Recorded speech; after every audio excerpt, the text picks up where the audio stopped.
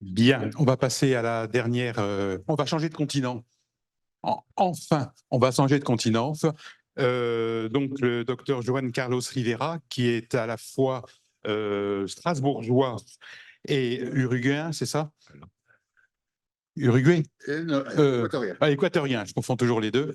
Travaille en Équateur tous les ans, notamment avec l'association Humanitera, et il va nous donner son expérience de chirurgie plastique et esthétique chez l'enfant dans un hôpital. Je crois que c'est à Guadalquivir, hein, c'est ça? Non? Oui, c'est à Guadalquivir. Voilà. Voilà. Donc on va changer de continent et on va peut-être finir sur une teinte un petit peu joyeuse. Et merci, chers amis, merci pour cette opportunité de parler devant l'Académie de chirurgie. Je suis chirurgien plasticien, j'habite en France depuis 25 ans. J'exerce en tant que libéral, chirurgien plasticien, et je fais une formation en chirurgie de la main en même temps. Complètement par hasard, je suis tombé sur l'association Humanitera, une ONG marseillaise qui envoie des chirurgiens par le monde. Et j'ai vu que parmi les destinations ils recrutaient des chirurgiens, c'était pour l'Équateur. Et comme je viens de là-bas, je sentis tout de suite l'anthropisme pour aller là-bas. Alors, l'Équateur, c'est un pays pauvre. Les Latino-Américains, on est les cousins pauvres des Européens, comme disait Vargas Llosa. En Équateur, il y a une médecine à deux vitesses. Il y a le privé qui marche bien, souvent avec des chirurgiens formés sur place, généralement à l'étranger, mais qui reviennent travailler en Équateur. Mais ça se paye cher, comme on voyait l'exemple tout à l'heure. Et sinon, il y a une médecine publique qui est complètement misérable. Que les gens, pour venir se faire soigner à l'hôpital, il faut qu'ils achètent leur propre matériel. On les fait en ordonnance pour qu'ils traversent la rue pour acheter une compresse ou le fil de suture. L'hôpital Léon Becerra de Guayaquil organise des missions depuis nombreuses années, depuis une vingtaine d'années. Le directeur, Ricardo Koenig, il fait venir beaucoup de missions américaines. Il y a un contraste très important parce que la seule mission française, c'est la mienne, c'est Humanitera qui va là-bas. J'étais au même temps qu'une mission américaine, une grosse mission, Global Smile, qui avait plus de 40, qui avait un budget que les Français n'ont pas. Bref, je viens avec mon petit anesthésiste. Parfois, on est une IAD et on fait comme on peut. Je bénéficie de l'aide d'un chirurgien local, le professeur Bodero. Ça, c'est très important pour toutes les questions qui ont été posées tout à l'heure. Et effectivement, c'est essentiel de ne pas venir à un safari chirurgical, mais de travailler avec un chirurgien local et qu'il puisse faire le suivi avec ses internes, etc. Donc, ils m'ont préparé. Il faut un peu play. Une petite vidéo, pas très longue, parce que je fais ce type d'émission depuis l'année 2015. Le chirurgien que vous voyez au centre, c'est le professeur Bodero. On opère principalement des enfants avec des malformations congénitales des mains.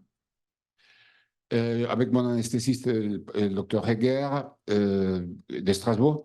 On vient généralement une semaine, on consulte le dimanche, on voit tous les patients. On fait le programme opératoire et de lundi à vendredi, on fait toutes les chirurgies. On fait chaque semaine une quarantaine de chirurgies. Les samedis, on fait les grands pansements. On convoque tous les patients pour les voir une dernière fois, pour voir la suite. Et je passe la main au professeur Bodero que vous voyez ici pour qu'il voit les patients avec ses internes. Et on fait un échange par mail 2 ou 3 mois après pour voir la différence. Comme vous voyez, l'hôpital Léon Becerra, c'est un hôpital avec très peu de moyens pour des patients vraiment défavorisés. On les paye même $20 à chacun pour qu'ils prennent les bus pour venir à l'hôpital pour faire la consultation. Tout est gratuit sur place. Ce n'est pas qu'il y a un manque de formation. Sur place, il y a des chirurgiens qui sont bien formés. Il y a une dizaine de chirurgiens de la main, mais qui sont tous dans les privés. Donc, eux, ça ne les intéresse pas de venir perdre leur temps à opérer gratuitement des patients. C'est grâce à ça que nous pouvons monter ce type d'émissions parce que nous le faisons de façon bénévole pour les aider et pour vraiment changer la vie de plusieurs de ces gamins. Pourquoi il y a beaucoup de malformations congénitales en Équateur? Parce qu'en Équateur, l'avortement est interdit par la loi. Parce que c'est un pays où il n'y a pas de contrôle prénatal. Il y a un taux de pauvreté de 60%. parce que, bon, il y a aussi moins de régulation pour certaines industries polluantes qui ne peuvent pas exercer ou déverser les polluants dans les premiers mondes. Donc, il les délocalise dans les cours antérieurs, comme on appelle les Américains, qui est l'Amérique latine. En même temps que fait la chirurgie sur les patients, on fait aussi la formation parce que le professeur Brodero nous amène ses étudiants, c'est des jeunes internes en chirurgie ou étudiants en médecine, que nous formons, que nous les apprenons les techniques et avec Humanitera, nous essayons toujours de monter ce type de mission. Ça, c'est un petit aperçu rapide de ce que je fais à l'hôpital Becerra. La chirurgie humanitaire, c'est d'abord les nerfs de la guerre, vous le savez bien, c'est ce qu'on parlait tout à l'heure. Il faut trouver des fonds pour pouvoir les faire. Donc, comment on passe la suivante.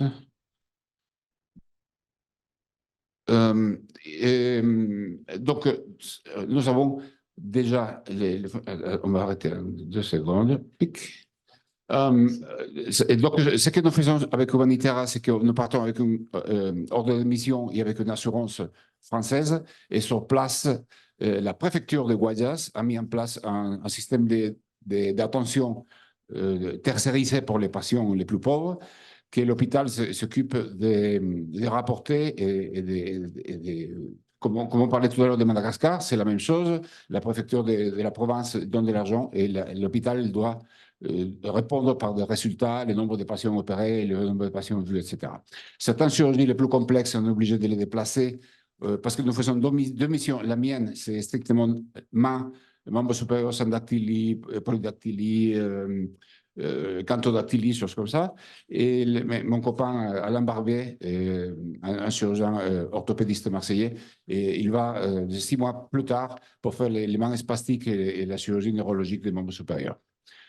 On se pose la question, pourquoi on fait ce type de chirurgie? Je vous ai ramené un témoignage un peu poignant. C'est l'histoire donc de cette... en fait, je l'ai vu en consultation. C'est un bébé mal formé, avec de retard mental. Je sais pas si on le lance, s'il te plaît. Ouais. Qui avait été recueilli par une dame. Cette dame qui parle à droite a recueilli ce bébé qui avait des malformations complexes. Et elle a élevé comme son propre enfant à la maison. Et elle s'inquiétait parce que maintenant, elle prend de l'âge. La dame, elle avait peut-être la soixantaine, la mère adoptive. Et elle s'inquiétait que sa fille ne pouvait pas manger, elle n'était pas autonome. Elle avait une malformation complexe, complète, une syndactylie complexe de tous les doigts. Donc, comme vous voyez ici, elle ne pouvait pas opposer les pouces. Donc, ce que nous avons fait, c'est simplement créer une première commissure, une néo-commissure. On a fait une résection du 2e rayon pour créer plus de place, pour pouvoir fermer plus facilement. Et nous avons donc réussi, bon, techniquement, on a réussi à qu'elle puisse ouvrir et fermer cette nouvelle commissure. Et donc, on voit que cette dame, elles sont, parce qu'elle sentait qu'elle perdait la vision, et elle sentait qu'elle, comme elle nous dit maintenant, je sais que je peux mourir tranquille, parce que je sais qu'au moins elle pourra prendre une cuillère, être autonome, manger seule, ou se servir un peu mieux de ses mains. Je fais ce type d'émission depuis 2017. La dernière, je l'ai fait il y a 15 jours. Et je compte continuer avec ça. Donc, je vous invite tous, si quelqu'un veut collaborer, si quelqu'un a quelque chose à apporter, de me contacter, qu'on puisse organiser ça pour une prochaine fois. Et, bon, et à part ça, l'Équateur traverse en ce moment un problème politique majeur. Vous avez vu qu'au début d'année, au mois de janvier, il y a eu une espèce de coups publicitaires de narcoterrorisme, qui ont kidnappé un journaliste en pleine émission. Le gouvernement a militarisé le pays. L'Amérique latine est en train de devenir plus réactionnaire à l'image du président Bukele, qui, avec un tour de force militaire, essaie de mettre la santé, on va dire la société dans une espèce de guerre interne, comme ils appellent. Donc, je pense qu'en ce moment-là, l'Équateur a beaucoup besoin de toute l'aide qu'on puisse l'apporter. Et je suis très content de pouvoir collaborer à ce type d'émission et je continuerai à le faire, éventuellement avec la collaboration des professeurs Faka de CHU de Strasbourg. On va continuer à collaborer et à aider les enfants les plus défavorisés de la ville de Guayaquil, d'ailleurs, comme ça, Guayaquil, en Équateur. Et voilà. Je crois que si vous avez des questions. Bravo hein, pour votre remarquable présentation. Et en plus, le timing a été parfait puisque ça nous donne l'occasion d'avoir encore 10 minutes pour les questions. Ouais, je crois que c'est la première fois où je pénètre dans un hôpital en Amérique du Sud. Et je trouve ça intéressant parce que ce sont des hôpitaux qui sont très propres. Lorsqu'on voit de temps en temps les hôpitaux en Afrique subsaharienne, on n'est pas du tout dans le même contexte, mais j'ai été étonné de voir qu'il y a 2 systèmes de santé. C'est toute l'Amérique du Sud, 2 systèmes de santé comme ça. Il n'y a pas une exception Les Chili étaient une particulière. exception, mais je crois qu'ils sont tombés dans une crise récemment, depuis 2019. D'accord. Ça, c'est le thème. Ok. Oui. Et vous avez eu des contacts avec les services là-bas de chirurgie viscérale, Oui. etc. Ils sont dans le même problème. Et il y a est-ce qu'il y a des missions francophones à part toi Non, qui vont, tu es la seule, c'est d'autant plus intéressant oui. Non, mais c'est très frappant que les missions américaines viennent avec un Titanic, c'est vraiment avec 40 personnes, ils privatisent un hôtel, ils ne boivent que de leur propre l'eau qu'ils ramènent des États-Unis parce qu'ils ne veulent pas de l'eau latino-américaine. Mais oui, de temps en temps, c'est un avantage, parce que moi, en Éthiopie, c'était une mission américaine qui est venue avec 2 colonnes de Célio. Ils ont fait 3-4 jours de chirurgie, ils ont eu 4 morts, ils ont été virés et ils ont laissé leur colonne de Célio et un conteneur de matériel. Donc, il faut les laisser venir. Hein. Exactement. Et nous, après, non, mais c'est véridique. Hein. Moi, j'ai été en Éthiopie pour faire la mission d'exploration et il y avait mais un conteneur de matériel neuf et 2 colonnes de Céliostors et pour manipuler, là, pour aider un pelvic trainer. Et ils sont restés 3 jours. 3 jours. Voilà, donc ça vaut le coup. Ça vaut le coup. Oui, moi je pense que les collègues de... Pardon, Bernard, Merci. je prends la parole. Merci. Les collègues de l'Académie de chirurgie ont une grande expérience, un certain nombre d'entre eux, de coopération avec l'Amérique du Sud, aussi bien avec le Mexique, la Colombie, le Brésil. Vous avez un collègue brésilien qui suit régulièrement nos réunions. Et il est donc l'idée que la question, c'est, par exemple, avec Jacques Beaulieu, on n'a pas fait seulement de la chirurgie, disons, caritative. C'est simplement de la formation des collègues d'Amérique du Sud à la transplantation hépatique. Donc, ça veut dire que c'est une coopération qui est plutôt orientée vers la chirurgie, le meilleur de ce qu'on peut faire, et comment la partager avec des collègues d'Amérique du Sud, même dans des conditions peut-être économiques moins favorables que celles qu'on peut avoir ici. Donc, en même temps, moi, je tiens à vous féliciter parce que vous travaillez dans un domaine où c'est l'aide à l'enfance, et donc et la chirurgie plastique doit être une chirurgie noble qui est non pas considérée comme une chirurgie accessoire, mais une chirurgie fondamentale pour le bien-être de ces enfants et leur avenir. Donc ça, c'est vraiment très important. Et on a eu aussi au RICF plusieurs communications sur des collègues qui font un travail extraordinaire sur les tumeurs faciales, etc. Donc il y a énormément de choses à faire, de la chirurgie lourde, compliquée, et qu'on peut quand même faire dans d'assez bonnes conditions malgré tout dans des pays pauvres. Et alors peut-être une réflexion sur la manière de tordre le cou ou le bras aux industriels qui sont là pour gagner de l'argent et qui ne considèrent pas que leur mission de responsabilité sociale doit être au service de tous et pas seulement au service des pays dans lesquels ils peuvent gagner de l'argent. Donc, il y a des démonstrations avec Jacques Marescot, puisque tu es à Strasbourg, tu dois bien connaître, la possibilité même avec des industriels qui ont des intentions financières d'abord, de leur faire des choses auxquelles ils ne sont pas forcément d'accord initialement. Il faut les entraîner dans l'idée du partage, des logiciels ouverts pour la chirurgie robotisée, par exemple, le partage du savoir. Et ça, c'est, par exemple, avec l'IRCA de Rwanda, donc à Kigali, actuellement, il y a une démonstration extraordinaire et je vous invite à revenir au mois d'octobre parce que l'IRCA de Africa sera présente de manière très forte pour montrer que même dans un pays dit pauvre, on peut vouloir faire de la chirurgie de très haut niveau et accessible, donc à la fois high-tech mais low cost. C'est les deux concepts qu'il faut associer absolument. C'est le partage solidaire dans l'esprit de si vous voulez véritablement gagner des parts de marché, certes c'est possible. Il y a encore en Afrique, il y aura en Afrique, ce que vous avez dit tu as dit sur l'Afrique de demain, etc. Donc ça veut dire une grande partie de l'humanité qui va y vivre. Comment voulez-vous qu'on ne puisse pas considérer que ce soit économiquement rentable? Alors il y a des prédateurs. Il y a la Chine, il y a tous les grands pays qui vont aller là-bas pour essayer de pomper leur matière première, la capacité humaine de faire des choses innovantes, etc. Prendre les personnels formés là-bas pour soigner les gens là-bas, on les récupère dans nos pays.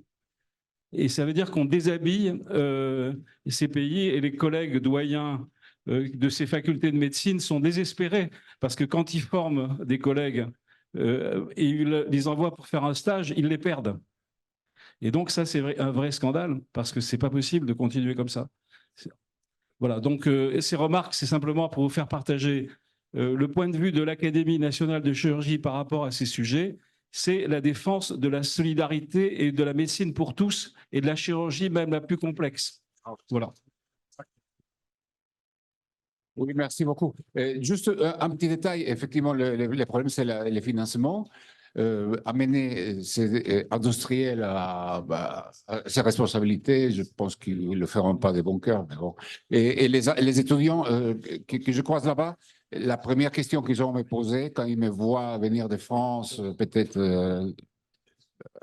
avec une meilleure position que la leur, c'est comment faire pour émigrer. Eux, ils ne voient que la meilleure solution, c'est de sortir du pays, malheureusement.